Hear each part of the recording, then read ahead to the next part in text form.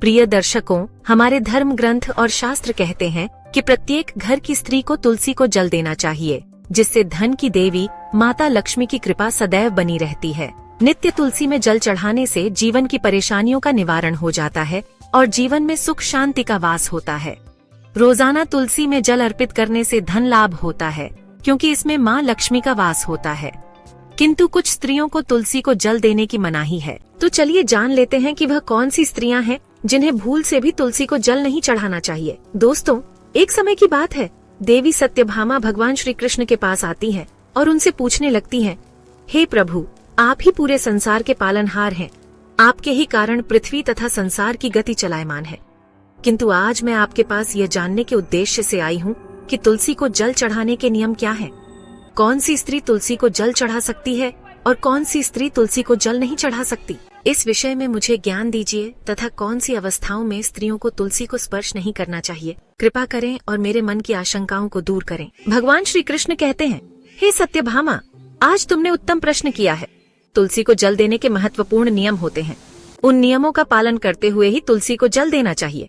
यदि कोई व्यक्ति इन नियमों का पालन नहीं करता है तो उसे महापाप लगता है। देवी लक्ष्मी उसके घर का त्याग करके चली जाती है। हे प्रिय, आज मैं उन 3 स्त्रियों के विषय में बताने वाला हूँ जिन्हें तुलसी को जल नहीं चढ़ाना चाहिए।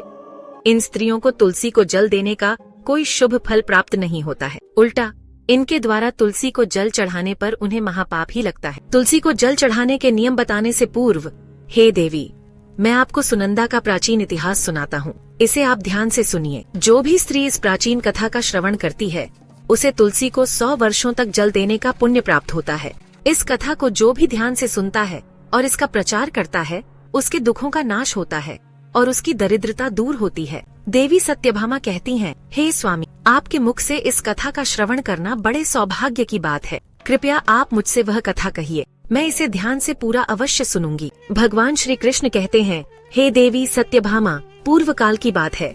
दक्षिण देश में एक अत्यंत शोभायमान नगरी थी। उस नगरी में सुदेव नाम का एक ब्राह्मण निवास करता था। सुदेव बहुत ही बुद्धिमान और शास्त्रों में पारंगत था। उसने वेदों का भी अध्ययन किया था। उसी के नगर के पास अन्य एक नगर था। उस नगर में ध्यान शर्मा नाम का एक विद्वान ब्राह्मण था। उसकी एक पुत्री थी जिसका नाम सुनंदा था। उस ध्यान शर्मा ने बड़े ही लाड प्यार से अपनी पुत्री का लालन पालन किया था। उसकी पुत्री अत्यंत सुंदर और गुणवान थी। जब सुनंदा विवाह के योग्य हुई तो ध्यान शर्मा को अपनी पुत्री के विवाह की चिंता सताने लगी। इसीलिए उसने अपनी पत्नी से कहा, हे प्रिय, हमारी पुत्री अब जवान हो चुकी है, इसीलिए अब इसका विवाह हमें कर देना चाहिए। तब उसकी पत्नी कहती है, हे स्वामी, मेरी दृष्टि में एक विद्वान ब्राह्मण है जिनका नाम सुदेव है। मैं तो कहती हूँ हमारी पुत्री का विवाह उन्हीं श्रेष्ठ ब्राह्मण के साथ करा दिया जाए। उनके साथ विवाह करके हमारी पुत्री सुखी जीवन व्यतीत करेगी। ध्यान शर्मा कहता है, हे प्रिय, तुम ठीक कहती हो। मैंने भी सुदेव जी के विषय में बहुत सुना है। हम हमारी पुत्री का विवाह उन्हीं के साथ करेंगे। मैं कल ही उनके पास अपनी पुत्री के विवाह का प्रस्ताव लेकर जाता हूँ। फिर ध्यान शर्मा अपनी पुत्री के विवाह का प्रस्ताव लेकर सुदेव के घर पर जाता है।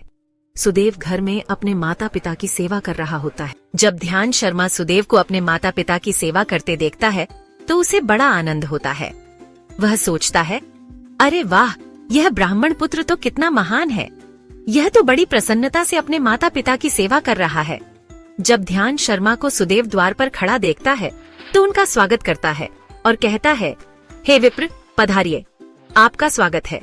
कहिए, मैं आपकी किस प्रकार से सहायता कर सकता हूँ? सुदेव का अतिथि सत्कार देखकर ध्यान शर्मा बहुत प्रसन्न हो जाता है। वह देखता है कि सुदेव का घर अत्यंत पवित्र और शुद्ध होता है। उसके घर के सामने तुलसी का पौधा होता है और घर के अंदर भगवान विष्णु की प्रतिमा रखी हुई होती है। इससे ध्यान शर्मा को विश्वास हो जाता है कि सुदेव ही उसकी पुत्री के लिए सर्वोत्तम वर है। फिर ध्यान शर्मा सुदेव से कहता है, हे विप्र, आज मैं आपके पास मेरी पुत्री के साथ आपके विवाह का प्रस्ताव लेकर आया हूँ। मेरी पुत्री के लिए आपके समान श्रेष्ठ वर कहीं और नहीं मिल सकता। सुदेव के माता पिता भी यह बात सुनकर प्रसन्न हो जाते हैं और सुदेव को विवाह के लिए मना लेते हैं।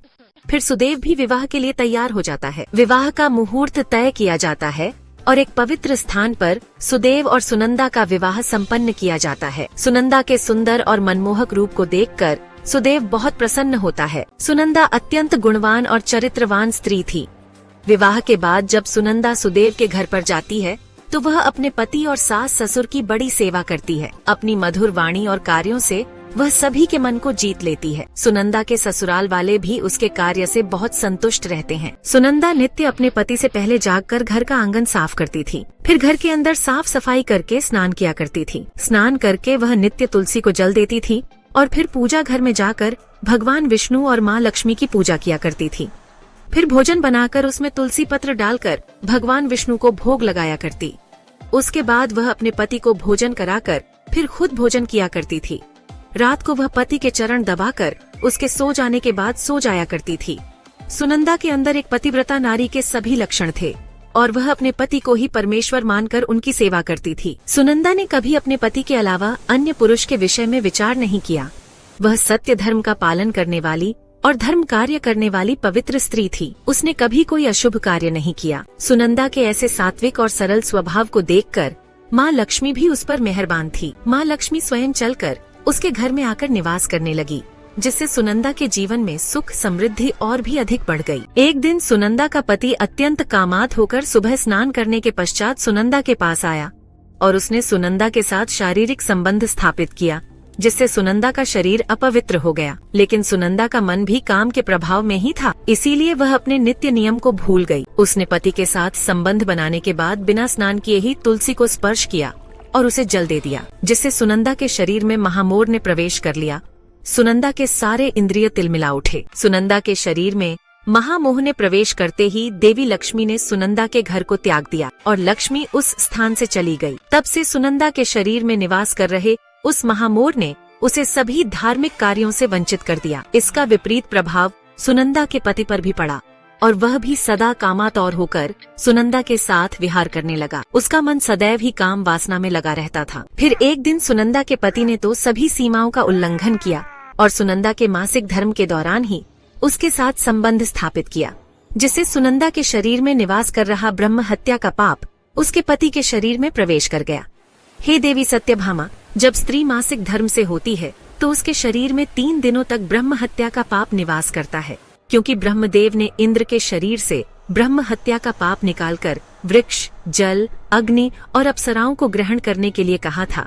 उसी समय से स्त्रियों के शरीर में मासिक धर्म के दौरान ब्रह्म हत्या का पाप निवास करता है और जो भी पुरुष मासिक धर्म के दौरान स्त्री को स्पर्श करता है अथवा उसके साथ संबंध बनाता है तो यह पाप उसके शरीर में प्रवेश कर जाता है। वही ब्रह्म हत्या का पाप सुनंदा के पति के शरीर के अंदर प्रवेश कर गया और वह जमीन पर गिर पड़ा। उसे तुरंत ही कोढ़ का रोग हो गया। उसका अंग अंग जलने लगा, उसके शरीर पर छाले पड़ गए और वह दर्द से चीखने चिल्लाने लगा, हाय, यह मुझसे क्या अपराध हो गया? मेरे द्वारा यह कैसा भयंकर पाप हो गया है? मैंने सब कुछ जानते हुए भी महापाप किया है। हे भोलेनाथ, अब मेरी रक्षा कौन करेगा? सुनंदा की सास तुरंत उस स्थान पर आ गई तो उसने देखा कि उसका पुत्र कोढ़ के रोग से ग्रसित होकर जमीन पर पड़ा है। वह क्रोध में आकर सुनंदा से कहने लगी, अरे कुल्टा, अरे पापिनी, तूने यह क्या कर डाला? अपने ही पति का धर्म भ्रष्ट कर डाला। तूने उसके साथ मासिक पीड़ा में क्यों संबंध बनाया? अपने पति की ऐसी हालत देखकर सुमति बहुत घबरा गई और जोर जोर से रोने लगी और कहा, हे सासू माँ,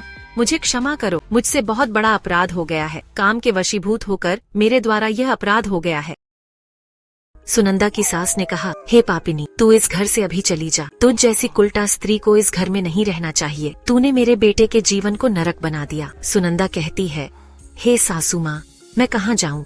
मेरे पति के अलावा मेरा कोई नहीं है। मैं उन्हें छोड़कर जीवित नहीं रह सकती। सुनंदा की सास कहती है, तू कहीं भी जाकर मर जा, लेकिन अब तू इस घर में निवास नहीं कर सकती। इतना कहकर सुनंदा की सास ने उसे धक्के मारकर घर से निकाल दिया। फिर सुनंदा दुखी होकर घर से निकल गई। उसे अपनी भूल पर बड़ा पछतावा होने लगा। उसे कुछ भी समझ में नहीं आ रहा था कि वह क्या करे। सुनंदा चलते चलते एक वन में जाती है।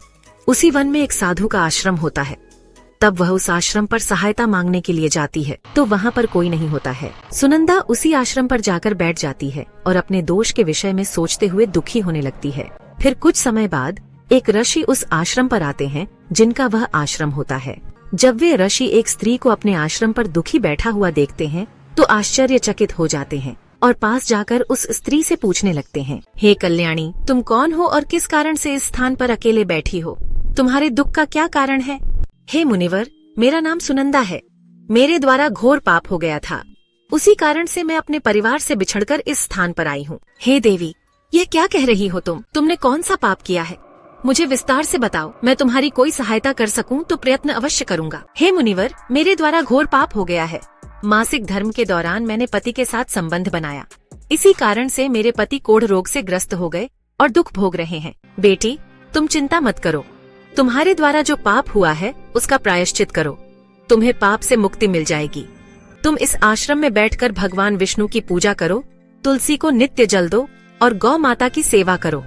तुम्हारा पति जल्दी ही ठीक हो जाएगा। फिर वह सुनंदा वहीं पर उस आश्रम में रहकर भगवान विष्णु की नित्य पूजा करने लगती है। रोज स्नान करके वह ब्रह्मचर्य का पालन करते हुए तुलसी को जल चढ़ाती है और तुलसी के पत्र डालकर भगवान विष्णु को भोग लगाती है। फिर गायों को चारा डालती है, उनकी सेवा करती है। दिन भर वही भगवान विष्णु की मूर्ति के आगे बैठकर भगवान विष्णु की भक्ति करने लगती है। इस प्रकार से 1 वर्ष बीत जाता है। भगवान विष्णु सुनंदा की दृढ़ निष्ठा और भक्ति से अत्यंत प्रसन्न हो जाते हैं और सुनंदा को साक्षात दर्शन देते हैं।